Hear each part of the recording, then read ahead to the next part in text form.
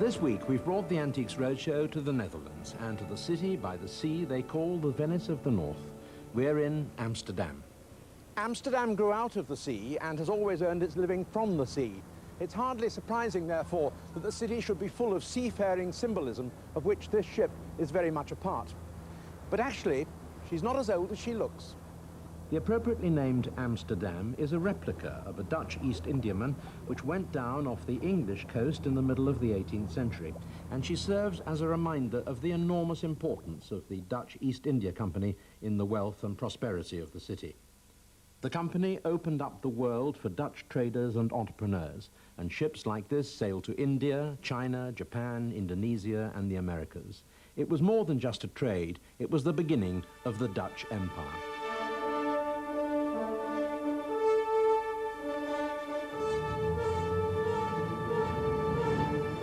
It was an empire with Amsterdam very much at its hub. These canals were the veins of the city, its own internal trade routes. Here were the warehouses to store the tea, coffee, spices that the Dutch imported for willing customers all over Europe. A network of 160 canals, 1,200 bridges. Amsterdam's maritime heritage is also reflected here in the city's famous Rijksmuseum. In 1647, the Dutch silversmith Johannes Lutmer was commissioned by the government to make this magnificent basin and ewer to be presented to Holland's most illustrious admiral, the maritime influence very obvious in its design. Another example of Amsterdam's 17th century prosperity is in this group portrait, The Night Watch by Rembrandt. It was commissioned in 1642 by a group of local militia. Why are some of the members rather more prominent than others? Well, quite simply because they paid a larger part of Rembrandt's bill. Now, a picture like this, quite obviously a national treasure, is priceless. But we do have to deal with prices on the Antiques Roadshow, and you'll hear them expressed today in two currencies, the pound sterling and the Dutch guilder, which is approximately 2.5 to the pound. So, let's now join our experts with the people of Amsterdam in the historic setting of the 15th century St. Olaf's Chapel. After a disastrous fire 30 years ago, this ancient sailors' church has been rebuilt as a conference centre at the Golden Tulip Barbizon Palace Hotel in the heart of the city. You're afraid it's a fake? Yes, I'm afraid it's a fake. Why do you think it might be a fake? Everybody who goes to the show is afraid that this valuable piece is fake or not. Well, let's start with the family history of it. When did it come into your family? As far as I understood from my mother, my grandfather got it from a company colleague, and he gave it to my grandfather. Yeah, was that a long time ago? Around 50 years ago. 50 years ago, right. Well, let me put your mind at rest, because it certainly isn't a fake, and to my knowledge, there weren't any fakes being made 50 years ago anyway at Canton. There are plenty of fakes that have been made over the last 10, 20 years, but they are very, very obvious because the outlines of the design are transfer printed. But looking at the outlines of all of these designs inside and outside the bowl, they are quite clearly done by hand. Now, Holland has a strong association with the Far East, but is the connection through a Far East company? My grandfather had a company which bought and sold peanuts, so maybe that's the connection. Peanuts? Yeah. Not Far Eastern peanuts? I don't know. Did he use this as a peanut bowl? No, he didn't. It is actually a punch bowl, yeah? Or at least the shape is a punch bowl. It's a shape which started off in the early 18th century and was kept as a good shape, a good ornamental shape, which looked at home in the middle of an impressive table or on top of a very large piece of furniture.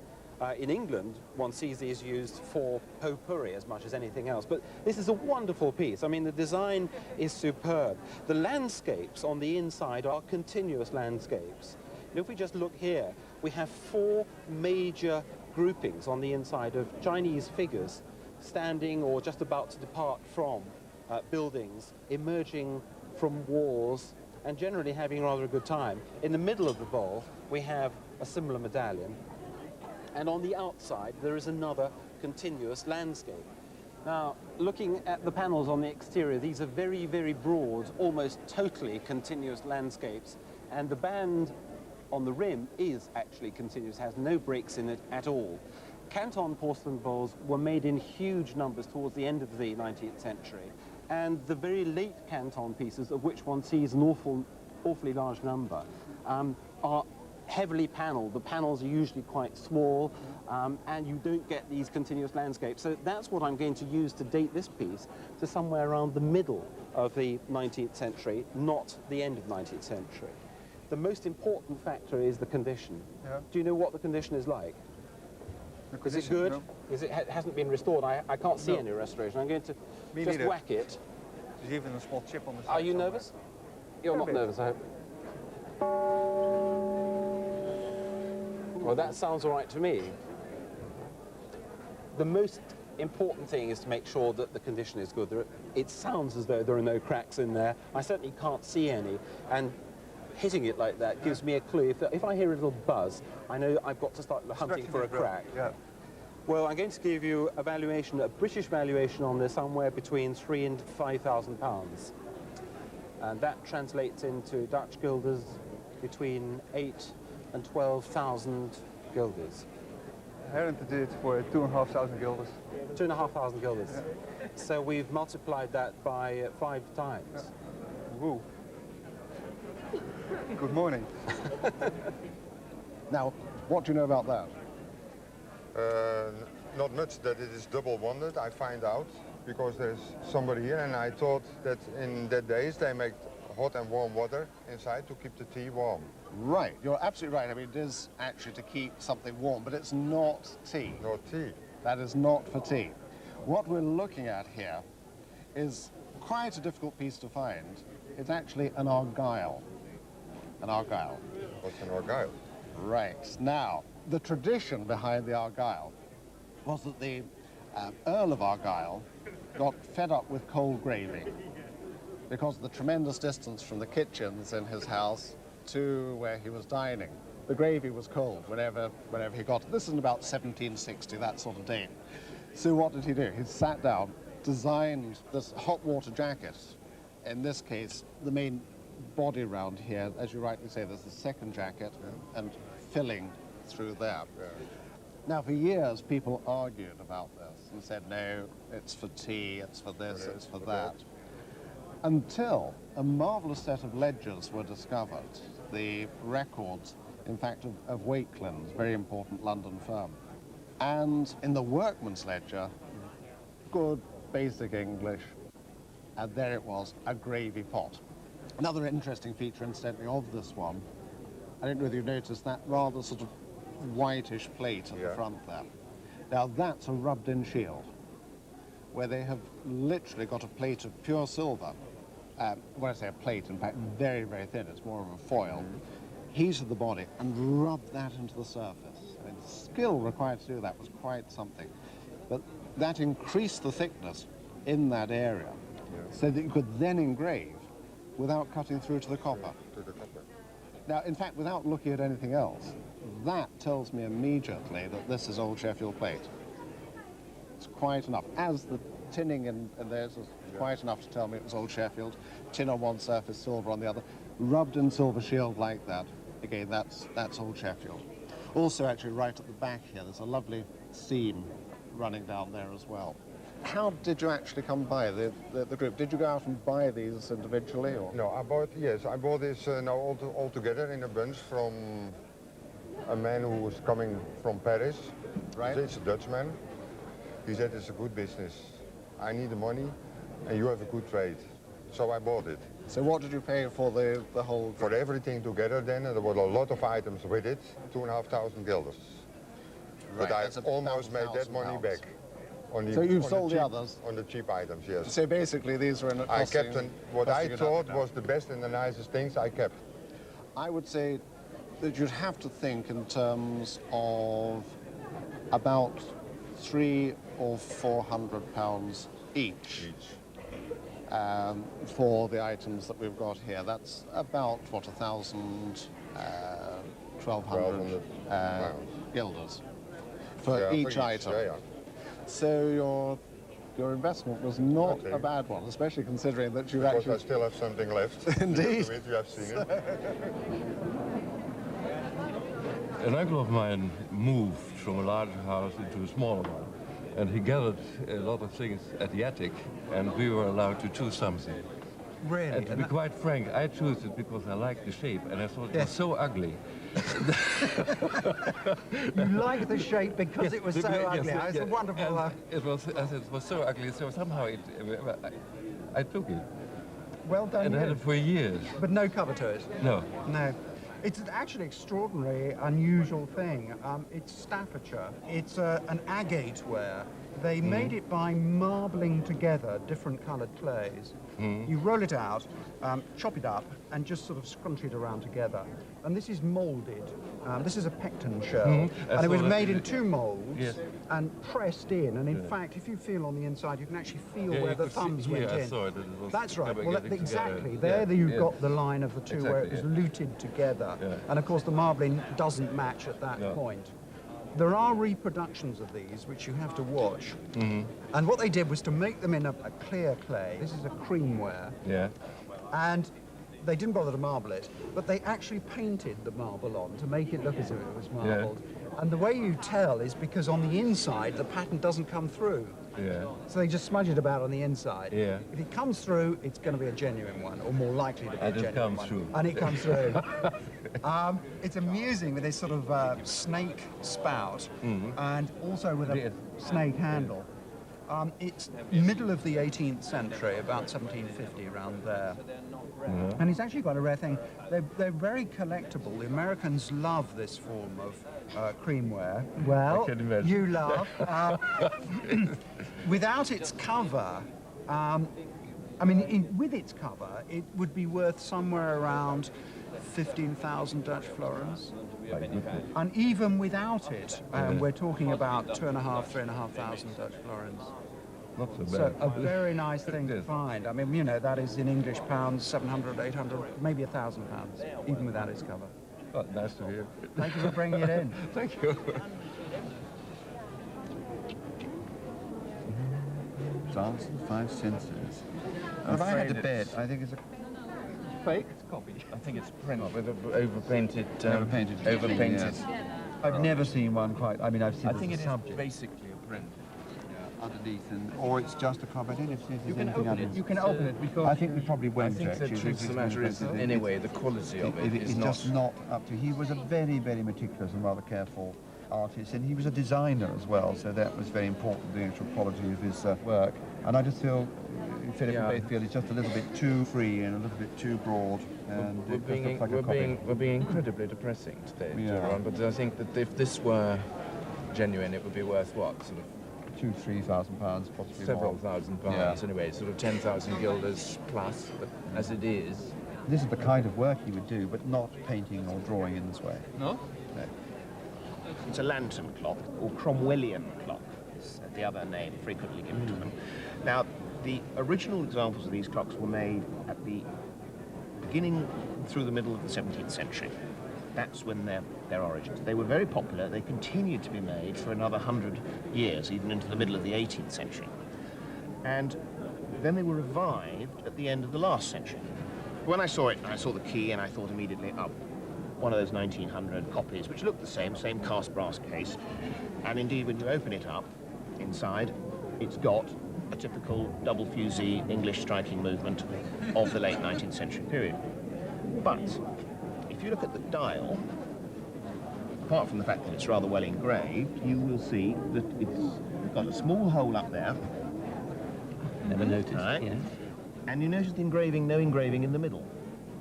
Yes. So what you have here is the frame, the chassis, if you like, of an early clock, which used to have a weight, large weight, would be hung on the wall with hooks. It had a large weight, weight-driven pendulum, and an alarm train. And that little hole there, was where the bar went to the back of the clock to set the alarm off.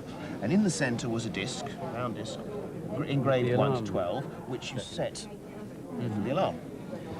This, I think, is Amos Kressner.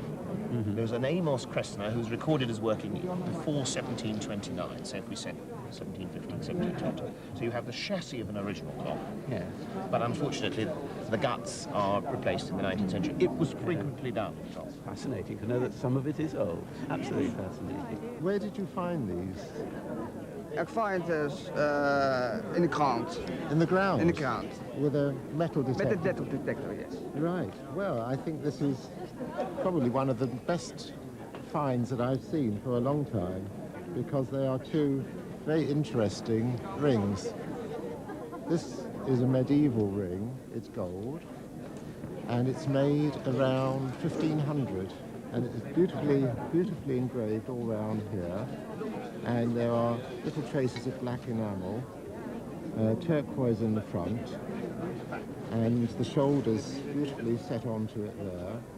And really, it is in amazingly good condition.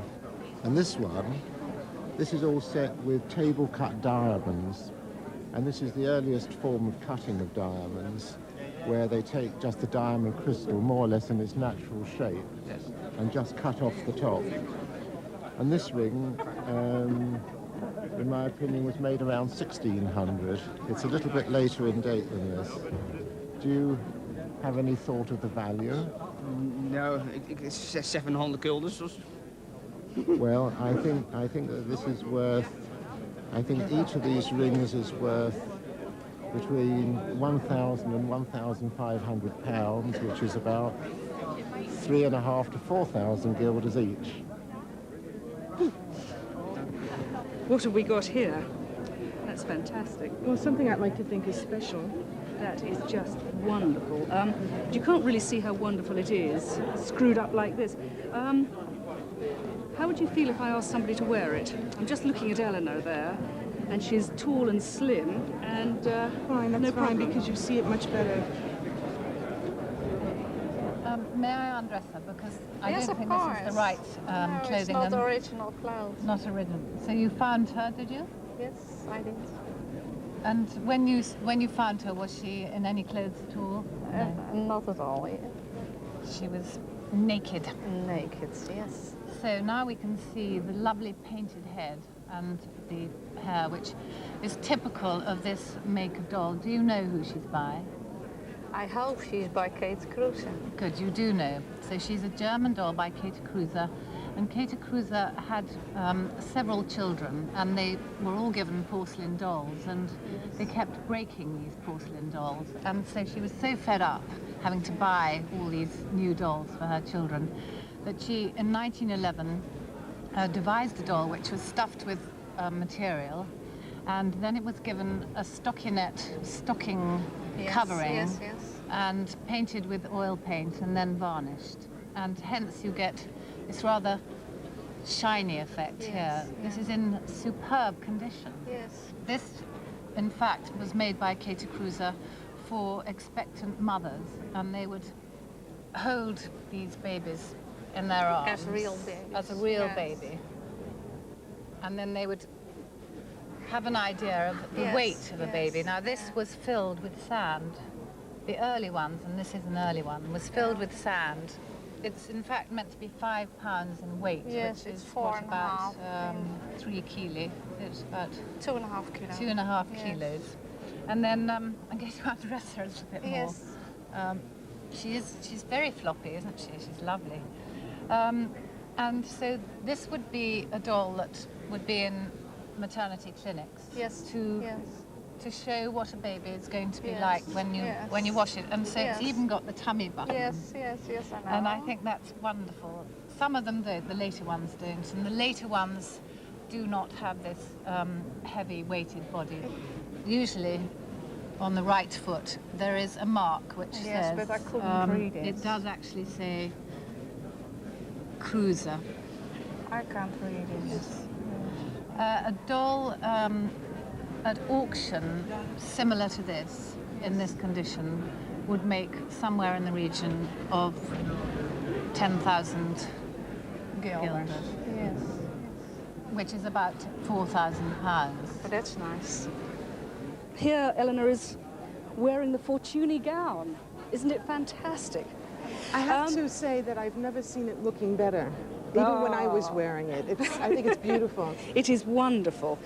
I think it's obvious looking at it that it is an exceptional sort of manufacturing technique.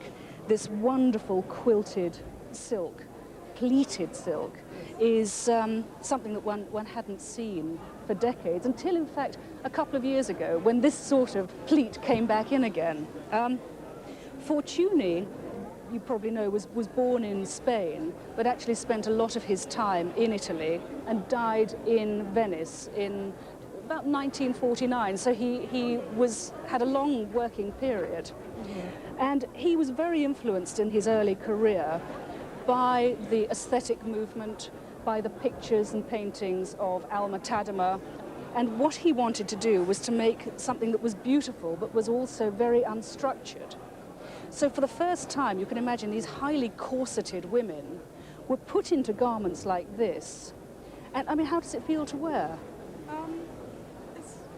It's comfortable. I mean, for the first ladies who put them on, they said actually it felt as if they had nothing on, because it was so liberating, you know, not to be corseted, not to be laced, but actually to be free. And when you move, you get this wonderful feeling of sort of water. I saw it in a shop window of an antique shop, actually. They didn't deal in textiles. And I knew what it was instinctively when I saw it. And I had to have it. And now, how much did you have to pay for it? Oh, we're talking at least 25 years ago. Yes. I paid $300 for it. Quite a lot of money then. It must have had an impact on your living expenses that month. I was late paying my rent that month, as a matter of fact. Sure you were. They are quite rightly, I think, really sought after, not only by museums, but also actually by people who want to wear them. Oh, really? Okay. Well, I mean, I think we're going to have problems getting it off Eleanor. You give it up before you go. Because they are eminently wearable. So the value of this, I would have said, between £1,800 and perhaps £2,500. Oh. Aye! Yes! Oh. What you wanted to hear? Yes, Good. absolutely. Good. No, it's a wonderful object. Perfect. This is a typical Dutch bureau. The style is typical. Yeah. But what is interesting, the influence of abroad is this moulding here. Yeah. This ripple moulding is very like the Indonesian influence in this country, brought back in the 16th, 17th century. It's very elaborate. It's lovely, isn't it? The way it catches the light, lots of movement. And it's a beautiful colour. In a way, you know, I'm glad you've never cleaned this or anything. It's just lovely original patination with dirt here, all this dirt here. It's a lovely, lovely shape. It's solid mahogany here. So it could be a wood from the Far East, whereas mahogany normally comes from the Caribbean area, the West Indies. This could be from the East Indies to copy mahogany, and that is probably my guess. Without a scientific analysis, it may be a substitute mahogany from the Far East, but I'm sure commercially it would be called mahogany. And it's the right period for mahogany, about 1750, that sort of date, middle of the 18th century. But when you look at, I love the way these drawers are made. I mean, it's so very nicely made. But the best thing for me is here, these lovely handles. Did you know they're the original handles? We guessed. Yeah, nothing's been touched. No. But these little decorations here, all of these are handmade, hand-stamped. So somebody goes with a little hammer and a punch, making these little decorations, which is why they all look slightly different. But then what is really charming, can you just see in this corner, here it's been cleaned and touched. There's the original colour, the original gold lacquer, like a gilding, to look like French metalwork, French ormolu. Just see it under there. All the original colour. Very nice drawers. But again, the colour is superb. But what is good, you've got this influence here, which is typically this Indonesian, 17th century Indonesian, Far Eastern influence, leading down here to this lovely, very, very Netherlands shape here. That's very typical. You see this, it's not that far away from all the buildings here in Amsterdam. If you look at the top of the buildings, you see this lovely arch. It's that sort of influence. You see it especially on fireplaces, above fireplaces in Holland, in the corner, the Dutch fireplaces. But what I think is extraordinary, I've only just realised actually, as I look here, I didn't know this was a drawer until I just... Oh, yes, it is. Isn't that fun? A big one, yeah. Great big deep drawer. It's in extraordinary original condition. What happens inside? Are there lots of things inside? Yeah. What? A few secrets. A few secrets. What's... So no doubt these are probably secret here, are they? These. Yes, the secret. How does that one open? Does it? Just slide back, yeah. That one. And Not here. below. This is for here. Is it this? Yep. Right. Yes. That's a fairly normal secret Yes. drawer.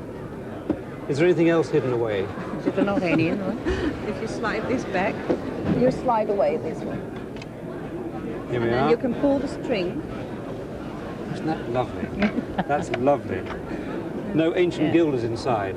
No. No.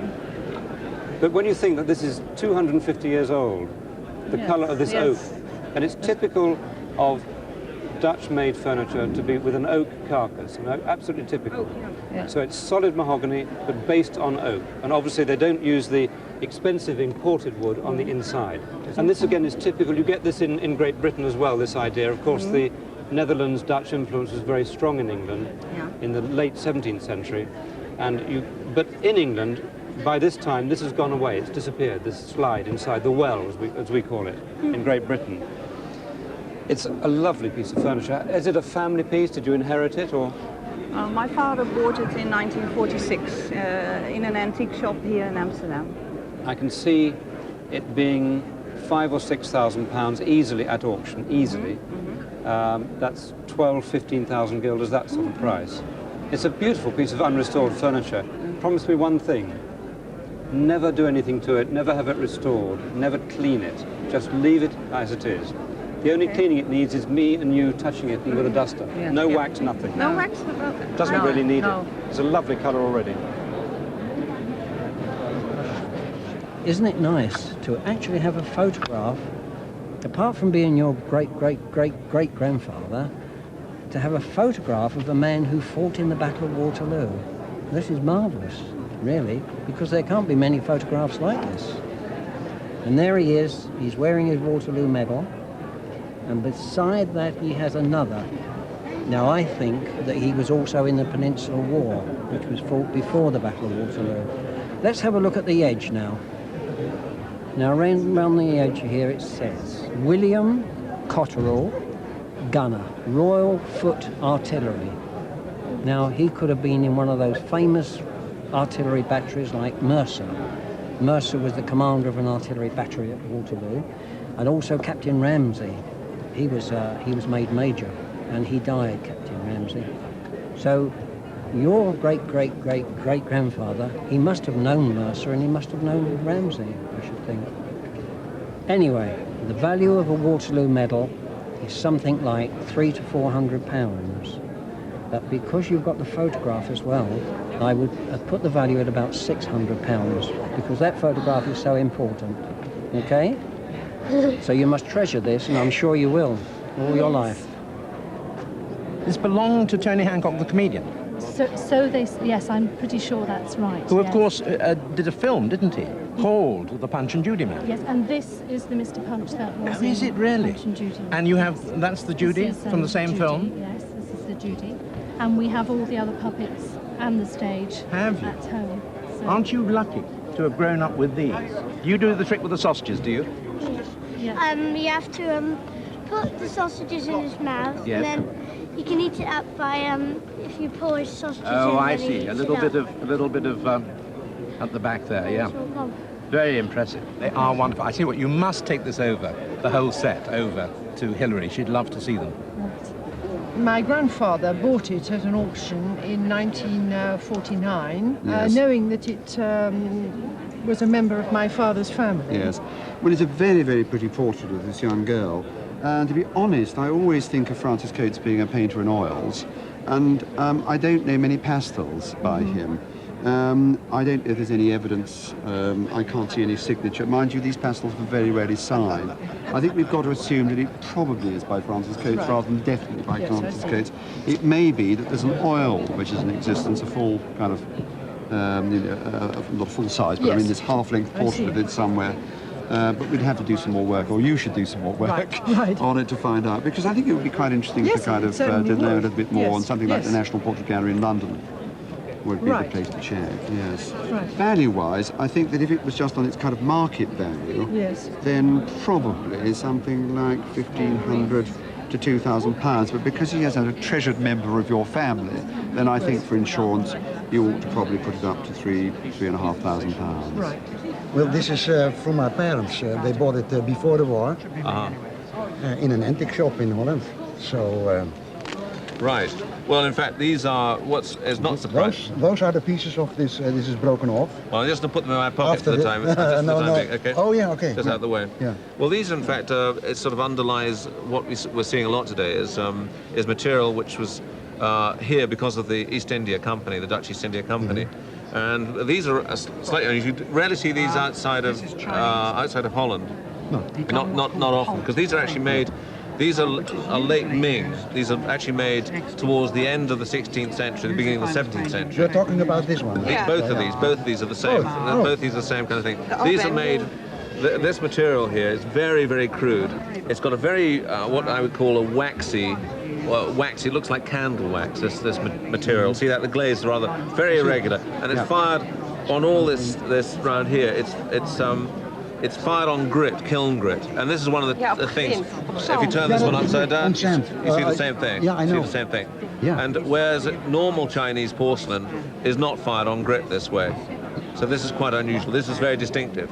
And what's the normal kind of Chinese? The Chinese, the way they fire them on little stilts, on little supports, like that, like these, exactly. Yeah. So this is how you identify this way. You can tell with your eyes shut what it is. It's not, in terms of Chinese, it's not important material, but it's very interesting from the point of view of trade and the fact that this stuff, I bet you, was found in Southeast Asia. This probably originates, it was shipped from China to Indonesia or to the Philippines. You find this stuff all over there. Yeah. This one is typical because it's greyish and it's rather washed out. It's not great material. This is much more interesting. Can I just give you this one back? Thank you so much. Right, I've got it, don't worry. Well, this is the conventional, rather crowded scene with ducks and what have you, and it's a really typical example of the late Ming decoration, with the use of scale pattern on the borders here. This is what you find on all kinds of late Ming porcelain, geometric patterns with panels of flowers. The way it's broken up is absolutely characteristic of this. I mean, even in this condition, this is probably worth, with the bits in my pocket, with the bits in my pocket, they're probably worth around about £300, £400, £500, which is presumably about 1,000 guilders. It is a linen press, a miniature, of course. But I wonder what people use it for now. I wonder if they use it for pressing flowers and things like that, or for... It's not very practical for sheets and things, is it? No. I mean, you could use it, I suppose, for pressing handkerchiefs if you wanted to, something like that, but it's so nice, and it's obviously not being used very much. In a lovely condition. And this very nice mahogany, but it's typical of the shape of Dutch furniture. You know, if it's just like a Dutch chest of drawers of 1800, with these outset corners here, I would say certainly you would have to pay to buy this at least 4,000 or 5,000 guilders. Really? Mm-hmm. No, I never thought that. Is this the complete set that you bought, or just edited highlights? I've just brought a few along with us. Right. We've got all the others and the stage that goes with it as well. Very good. So there's the baby and the policeman and all the others. All the others. Punch and Judy, the story, the figures themselves have been around really since, well, for time immemorial, for many hundreds of years. The story, it's a classical story. The figures haven't changed at all. In Europe, you have Punchinella, same sort of figure, Punch figure with a hump on his back and so on.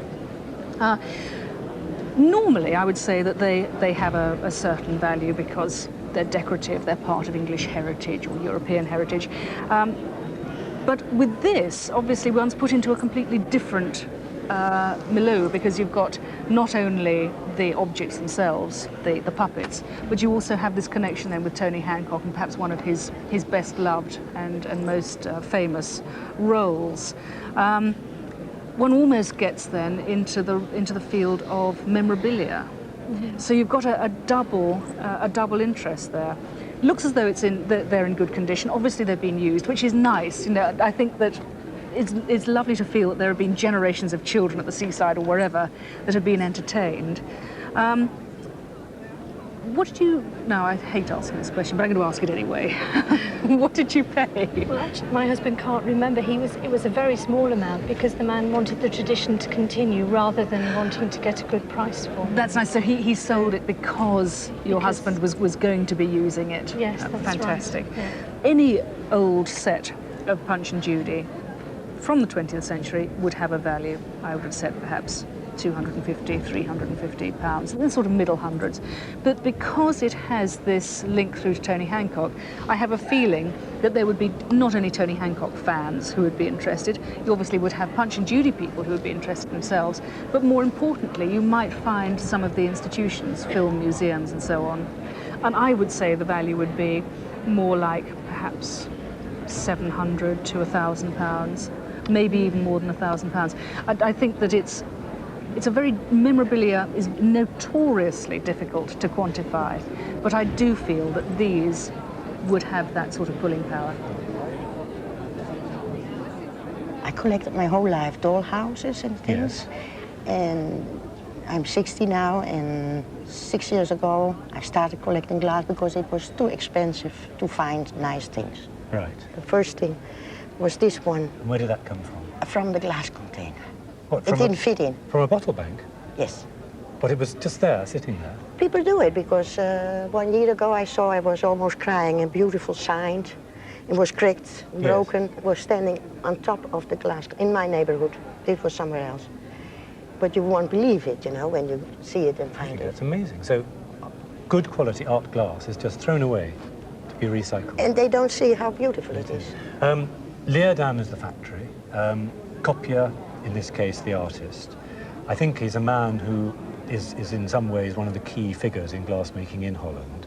He was first associated with the factory, I think, in 1914 as an apprentice, began to work with the factory from the early 1920s and continued up until soon before his death, up until about 1970. Designing first individual pieces and then designing glass which was in the modern style, individually made by hand-blown techniques, but designed for for quantity production. There was the Unica series, there was the Serica series. And these are, I think, here we have a number of pieces that represent his work in this period. This is a copier piece, isn't it? Yes. Yes. And so is this very interesting plate, which I like very much, with this curious sort of abstract etched design. In fact, on this plate, you can see the mark quite clearly, the etched mark on the bottom.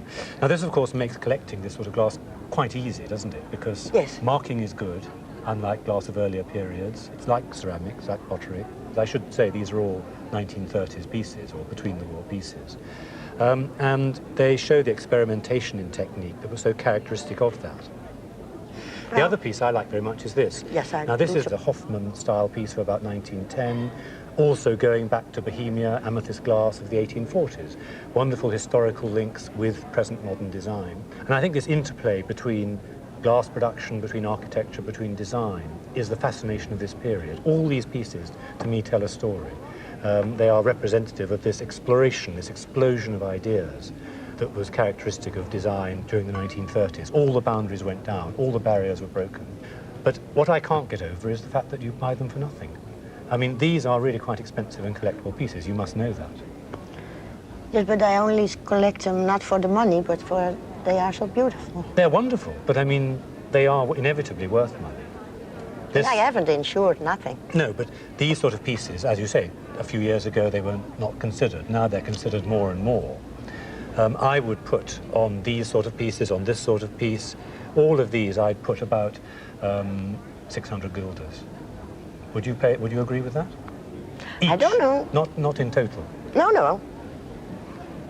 So if you can buy it for 2 guilders, or even find it, and you can take it home and it's suddenly worth 600 guilders, I think you're doing very well indeed. Sure. Well, it's most unusual to find an Italian picture like this here in Holland. It really is. I mean, down here we've got the signature, Antonia Mangini, 1892. One of the great late 19th century Italian painters. Did this come from Italy? Did you buy it in Italy? No, we bought it in Holland. In Holland? actually when celebrating our 10th wedding anniversary. Oh, wonderful. On the Isle of Texel, in a very small old curiosity shop. Well, you found this picture there? I found this picture hanging there in the dark. How wonderful, because it's, well, it's impossible at this stage absolutely to confirm that it is by Mangini, but there are many, many things about it that look very much distinctively him. I'm looking particularly down by the signature. She's standing on some sort of animal fur, isn't she? And the way that fur is painted is absolutely the technique of Mangini. Then one's got these rather wonderful way the highlights are handled on the dress. I think what I should say immediately is that this picture is very dirty. We noticed that. You probably found that when you found it in the curiosity shop, yes. But it's got areas like this where the whites are completely discoloured into yellows by the old varnish. Yes. And when that's cleaned off, it will be transformed, I hope. But I think final judgment has to be reserved until after that cleaning has actually taken place. But here we have on the face of it a really wonderful portrait by Antonia Mangini. We actually didn't know who was Mangini, but we liked it. You just liked the picture. And that's always the best way. It's always the best reason for buying a picture. You should like it first and foremost, and then very often financial advantage follows. We shall see. But I mean, on the face of it, this is as a genuine Mangini, it's must be worth at least 20 to 30,000 pounds, which is sort of, it's quite a lot of money. 50, 60, 70,000 guilders, perhaps more if it cleans well. But subject to final confirmation from the Italian authorities, obviously. But it could have been a very profitable 10th wedding anniversary. I think so, yes, because we bought it at a fraction of that price. Thanks very much for bringing it. Well, I must say we've had a really excellent day here in Amsterdam with some fine quality items, and I've actually lost count of the number of people who've come up and said how much they enjoy watching the programme. It would appear that it's as popular here in Holland as it is back home. Now, of course, we're also often asked for tips about antiques. And if you've got a question that's burning to be answered by our experts, then why not pop it on a postcard and send it to Antiques Roadshow, P.O. Box 229, Bristol BS 99 7JN. It can be anything you like associated with antiques. What's the difference between hard and soft paste porcelain? How do you tell marquetry from parquetry? Anything like that. And we'll do our best to get the experts to answer it during the next series. One thing, however, I'm afraid we can't answer your questions by post. I particularly hope you'll join us next week at the same time for the last programme in the current series. We're then in Somerset. So until then, from all of us here in Amsterdam, goodbye. The paintings of Van Dyck and Holbein are examined in A History of British Art over on BBC Two in 15 minutes. Next here on BBC One, it seems that aliens have landed in Loch Dhu.